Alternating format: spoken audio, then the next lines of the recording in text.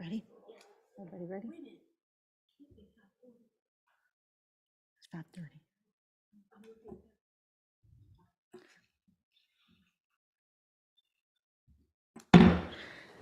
The Board of Adjustment meeting will come to order. This is the Board of Adjustment regular meeting for November 28th, 2023 at 5:30 p.m.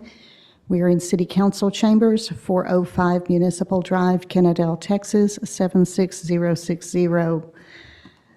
We are called to order to address the Board of Adjustment regarding an agenda item. Submit a request to speak form before the meeting begins. Speakers are allotted 3 minutes, must limit their comments to the subject indicated on the form, and should address the Board of Adjustment as a whole rather than individual members or staff. Pursuant to Texas Government Code 551.071, the Board of Adjustment reserves the right to adjourn into executive closed session at any time during the meeting to seek legal advice from the city attorney on any item posted on the agenda. At this time, do I have anyone who needs to submit a speaker request form? Okay, Ms. Lopez, may we have a roll call?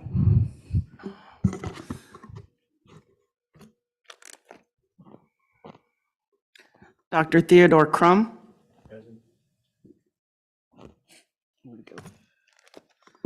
Jessica Buchanan. Kelly Rod. Present. Thelma Kobeck. Present. Pat Vader. Chair, we have a quorum. Thank you. At this time, if we have anyone who is planning to speak at the meeting, would you please rise so that we can swear you in?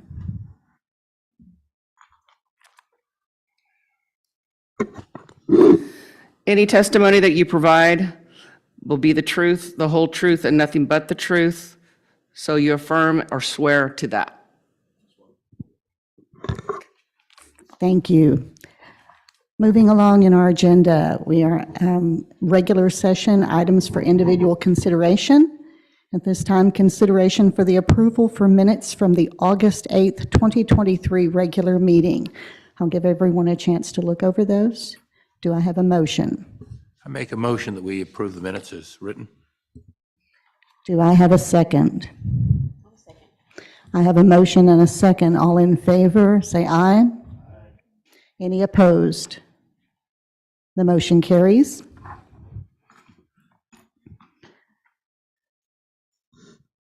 Item 3, public hearing.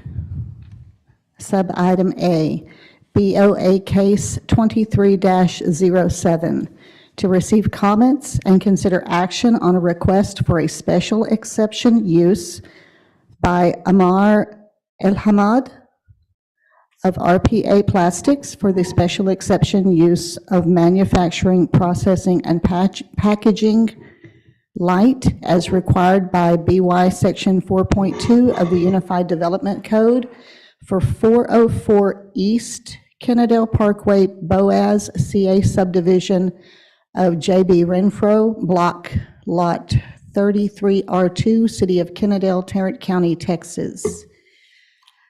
That was a mouthful. Do I have a staff report? Good evening, members of our Board of Adjustment. Thank you again for the audible of adjusting your schedule to have this hearing. Myself and the applicant are grateful to you for that, in addition to the service that you provide to the community. I mean that sincerely. It's not just lip service, so thank you again for being here tonight. So we do have a staff report for this special exception request, and the request is to allow for essentially light manufacturing at this location, 404 East Kennedale Parkway. The property is currently zoned OT4, Old Town 4, District 4, and so surrounding that particular location today, we have automotive repair, various commercial enterprises. There's some contractor, building supply, those types of things around there. But we also have some residential that's adjacent to the, I guess that would be the southeast, excuse me.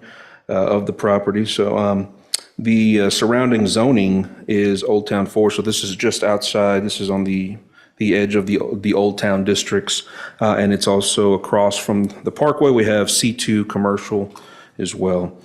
The future land use plan that we have adopted designates this area as urban corridor. You'll see that reflected in a node on Exhibit C in the staff report. But also, it's a portion of this property falls within a future downtown village. That's part of our future land use plan. And so in summary, I'll go over to some more conditions of the property and the current status, but we are recommending approval with some conditions. But I want to just give you a rundown of the property. So this property is currently undeveloped. In fact, right now there is an old, looks like a residential structure sitting on some CMU blocks. It's been there for a number of years. It's a dilapidated structure. It's unoccupied. It's otherwise uninhabitable. In this past year, the site has been cleared in preparation for upcoming development. So we've worked with that ownership during that process, and that ownership has paid some tree mitigation fees for that. So if you're familiar with it, it used to have some trees on it around the front. Some pretty large ones have been removed. And then there was a lot of like a thicket, kind of a brush that's been cleared. So right now it still sits in that current condition. But one of the interesting things about this parcel is that the front half of it, it falls within the commercial corridor overlay district. And so if you look at our GIS map and you look at the zoning map, you'll see it's color coordinated. But along the Parkway and along 820, you're going to see a hatched out symbol, and that reflects the commercial corridor overlay district. And those have specific standards to how you site a building on that property. It has specific standards regarding parking, where it can be located, also has some landscaping requirements. What I mean about building siting and parking is that when you go to, unlike other properties that have a setback, for example, you cannot pass this certain line to build your property, so it needs to be behind a certain line. This property has what's called a build to line, meaning a majority of that building, 75% of that building, typically, you have to actually build in front. You have to site the building up to the build to line. So that's one of the caveats on the commercial corridor overlay district.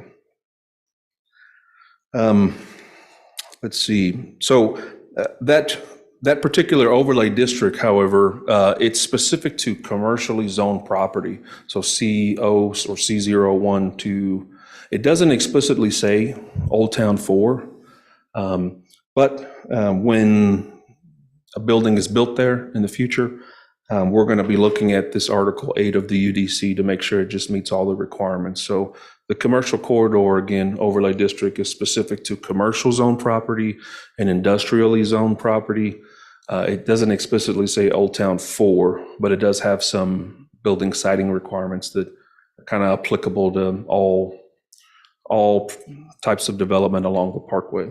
So I just wanted to make that note specifically. So the applicant has plans to build 2 facilities in support of light manufacturing operation. The first building will be approximately 11,000 square feet and include an office space kind of up front. You've been provided with a concept plan, a site plan of sorts that kind of shows where these buildings are being proposed. They are proposing a second larger building in the rear of the property that will serve as storage and a kind of a warehouse space for their use. And this site in particular has ample space for parking. So the site plan that they're proposing, it meets all our parking requirements. So we'll look closely at it when it gets developed. But as far as loading docks, I believe they're showing a number of loading docks, so about 6, I want to say. Within these 2 facilities, RPA Plastics, they plan to utilize machinery that use resin to mold and create plastic bottles, which are then filled with motor oil of some sort. These products are then sold at bulk quantities to retailers. retailers. And so they want to utilize this facility to support that light manufacturing operations, sort of like a molding operation. But also, they have plans to utilize their facility to create custom H wheels, rims for automotive vehicles. So they use a router essentially. It's sort of like similar to 3D printing, but it's like a router using a CAD system. So they plug in a design for their clients, and it'll etch it out on a piece of metal, piece of steel. So pretty unique. So they also plan on storing some automotive related products. So this will be a new business relocating to Kennedale to open up shop here. So that's the current status and what the proposed plan is. I kind of want to get into some of the surrounding properties in the neighborhood. So the location here is surrounded by OT4 zone property to the north, south, and west. C2 commercial property is present, and it's directly across the parkway. You'll see that there's a number of automotive repair facilities in that area.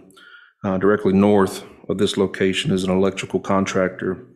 And then we do have some automotive repair shops again to the southeast, in addition to some residential homes that are, you don't really see them off the parkway. They're tucked a little further back. There's like a private drive behind some existing businesses. But if you zoom in on the map, and when we looked at the addressing for our mailings, required mailings, we did find two existing residential homes back there. If I can direct your attention to the feature Exhibit C in your staff report, this is the future land use plan, and there you'll see that it's sort of split. There's a red and a blue. The red portion would be the urban corridor, and the downtown village is in the blue. And so we can get into what those exactly entail as far as our future land use plan. So the comp plan that we have currently adopted, I know we're in the process of updating that right now, but the one that we have on the books, it gives examples of what type of development should occur within the urban corridor. These include professional offices, retail, service, and restaurants. And then it also gives examples of what should occur in the downtown village, so the blue portion of the future land use plan. And that, again, that's some more retail, some more offices, but it also includes a variety of residential uses in there. And so what staff has determined and found is that while this proposal isn't necessarily consistent with the future land use plan there, it is consistent with what is permitted in the area today. So with that, the city adopted an ordinance 619 a number of years ago, and they did that specifically to allow for light manufacturing in the Old Town 4 district. Also machine shops, you'll note that require a special exception use in that. So I've provided a definition here for light manufacturing, which is essentially it's a facility accommodating the manufacturing processes involving less intense levels of fabrication, assembly, where they're just basically converting already raw materials, processed materials into products. And so we feel that the appropriate land use for this proposal is a light manufacturing use. Light manufacturing has a number of other permitted uses, cabinet shops and fabric shops, things like that, where you're using already processed material and turning them into products. And so that's where why we've classified their proposed use as manufacturing light to date. So that concludes the staff report as far as what we got there today, what the future plan is, but what we have existing. And then at your convenience, I'll happy to answer any questions regarding the standards. Helps if I turn it on. Thank you, Nathan. At this time, I'm just going to go around and I'll ask if anybody on the board has a technical question of any sort for Nathan. Jessica, do you have anything?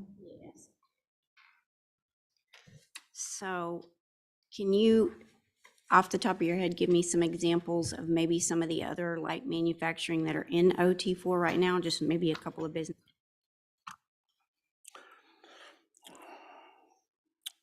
That's a good question.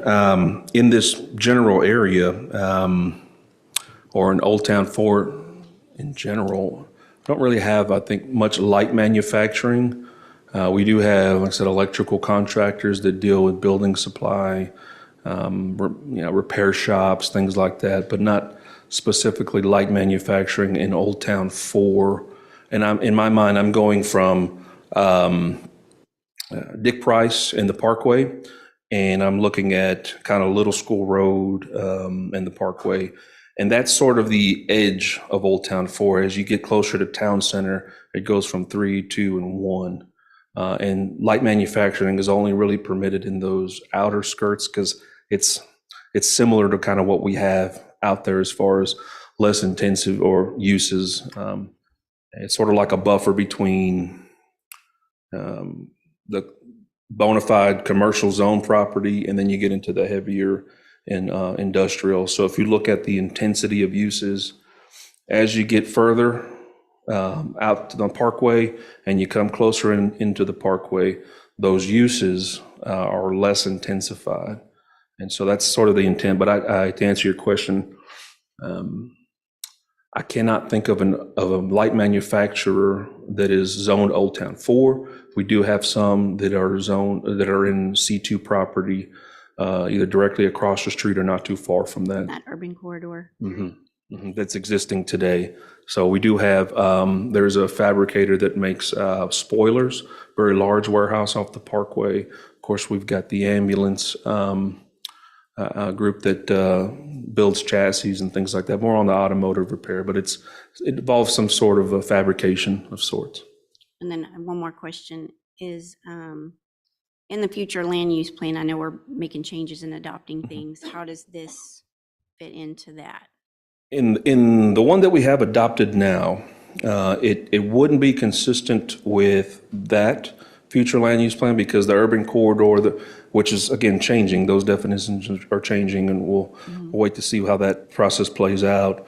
But that's where they kind of envision retail, professional offices off the Parkway, and then on the other side, kind of off of New Hope and tucked into that area, they see a downtown village. So a little bit more mixed use. In looking at this, the proposed use as light manufacturing and what would be allowed under the special exception, and then looking at kind of the intent the city had back when it passed that ordinance 619, I believe, there were a number of fabricating machine shop, like light manufacturing it seems like the intent was to allow for some of that, provide some relief, because otherwise Old Town 4, you couldn't do anything like that. And the properties are conducive to that use. It's just, it wasn't permitted at the time. So they had to amend the ordinance to allow for those uses. It's consistent with that intent. Okay, thank you. Kelly? Good evening. Good evening, Nate. Were there any concerns with the posting from especially the residential neighbors, the adjacencies? Did anyone have any concerns? Our office has not received a notice or a protest or anything like that. What we did is we re-advertised, reposted the notice of public hearing, Star Telegram, and we mailed out the letters to property owners within 200 feet of this particular site. And so you've been provided with a list of those addresses, but to date there hasn't been any protests regarding this use. When the light manufacturer is in play, because of my ignorance, will there be any outdoor machinery, parking of big trucks, those sorts of things that No, there isn't. affect when there's large manufacturing? Sure. One of the unique things about the site and their proposed site plan is the size of the buildings, how they are going to use up a lot of that lot for the actual building. So the parking, there probably wouldn't be much room for equipment, materials. Those wouldn't be permitted in Old Town 4 to be stored out and visible. Obviously, you can have a delivery truck and those things like that parked on a paved surface, and that's what they're proposing. They have ample parking One of the, we added this in the staff report, is that right now we're talking about a preliminary concept plan on where it's going to be sited, but we still have to take into account site drainage and drainage easements that are existing on the lot already. And so that may shrink the footprint of the building, but any outdoor storage, which outdoor storage is, in most of our districts, is a permitted accessory use, as long as it's not the primary use. So but it does have some screening requirements. I noticed, reading through the staff report, I think the very end, it said something about this is only for this purpose. What's the follow-up to make sure that it's always only for that purpose? It's more of a technical question around process. Sure. I believe you're referring to one of the conditions that we recommended. Yes, sir. That is, their certificate of occupancy will list what their permitted use is, and it will list that a special exception is granted, and if there's a time frame established with that, it'll list that as well. So on other certificate of occupancies that have received a special exception use granted by this body, that's on their CO, and it's in red, and so it's noted that they need to reapply before that date. Ordinance requires it, but internally as a staff, we need to put something in place to make sure that comes in. I certainly plan on remaining here for some time, but we have an ability in our permitting system to add like a reminder or a follow-up inspection for the future for that. Thanks for that. Environmental impact, all that'll be managed through the permitting process. Correct. Yeah, I don't, again, with this, I don't foresee much environmental impacts aside from the drainage, which will be reviewed. There'll be some, likely be like an oil water separator that'll need to be installed on the site to protect the water supply. And so that's one of the conditions we're looking at, mechanical systems, things like that. But we've already kind of run a course on the tree grubbing and the tree mitigation that's occurred on site, and we've addressed that already. Great, that's it. Thank you. Mr. Kern? I'm good. Okay. Pat? Nathan, on your recommendation, you have item 1, light manufacturing use granted for the time necessary to complete construction of proposed facilities and begin operations. Why is that separated out like that? So I put that in there to signal to the board that if the board were to put a time frame on this, which has occurred in the past, it takes some time for development and ground up construction, and I would hate for them to expend all that investment and that expense and get the dirt moving, get the ground up, and then another member board would deny a request upon reapplication. Let's say if that time frame was real short, 1 to 3 years or something like that, it's going to take some time for that building to get up there. And so I wanted to provide some sort of assurances to the applicant that, hey, if you're going to invest in the community in Kennedale, we want to give some time for that operation to play out. So I'm leaving it in your court, ball in your court on. Anticipating, okay. Correct. All right, will the size of the building require fire suppression system? Yes, that's correct. There's a detail in the showing the office. It appears to be fully brick with the dock there. Will the warehouse be of similar nature, do you know, or That's a good question. I believe they're exploring some masonry options, at least on one part of the facade.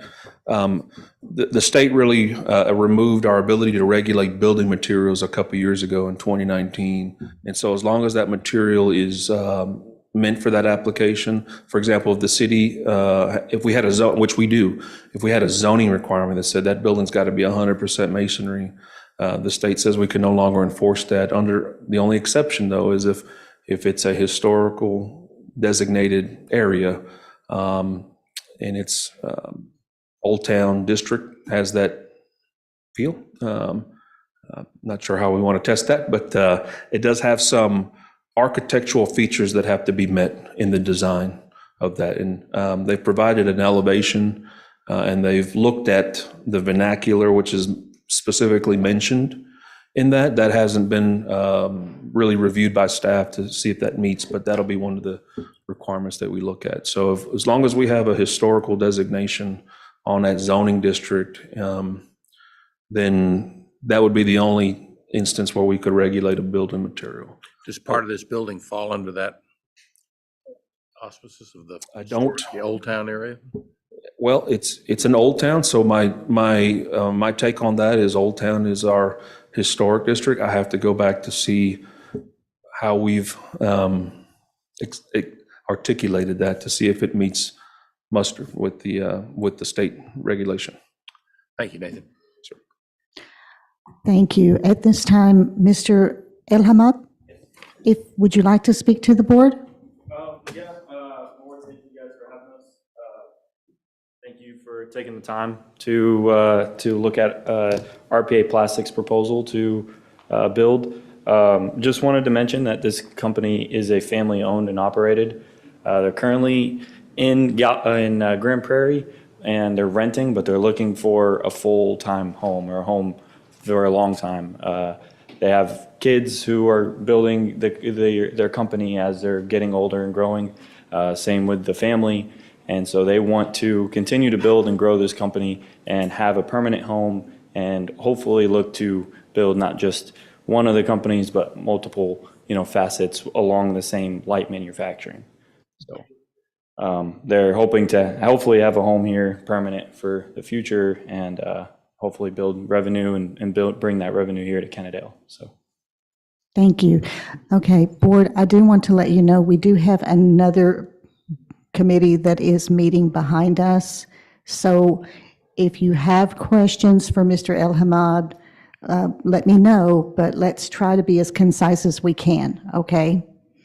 So do I have anyone at this time who has a question for our applicant? Yes, sir. Do you know what your hours of operation are going to be? Have you thought about that? Yeah, I think it's the standard 8 to 5. Do I have anyone else? You're not open to the public. This is a wholesale operation, or do people pull in there and buy stuff from you? No, this would be wholesale, selling directly business to business, not business to consumer. You'll be manufacturing plastic containers and filling them with oil. Oil's bulk oil that will be stored in your warehouse? Yes, sir. Is that like 55-gallon drums or? I'm not exactly sure the size of the drums, but I'm sure it's in an industrial amount. So So you're currently not doing that in Grand Prairie? no, RPA Plastics is doing it. Oh, okay. Yeah. Anyone else? Okay, then at this time, board, do I have anyone? I'm entertaining a motion. I make a motion that we grant the special exception for light manufacturing use granted for the time necessary to complete construction of the proposed facility and begin operations. Secondly, that the land use shall be limited to those presented by the applicant for RPA Plastics only. Land use not presented by RPA Plastics or any future changes to operation which exceed permitted uses of the current adopted UDC shall require a separate application to the Board of Adjustments for consideration. I have a motion. Do I have a second? I have a motion and a second. All in favor of the motion that's on the table, raise your right hand. Anyone opposed? I think we have a unanimous vote. Okay, before I entertain a motion to adjourn, first of all, I would like to thank the people who have reapplied and will continue to serve on the board. Your service is greatly appreciated, and I'd like to welcome Mr. Crum to our board. With that said, do I have a motion to adjourn? I have a motion to adjourn. Do I have a second? I have a second. Is anybody opposed? This meeting's adjourned.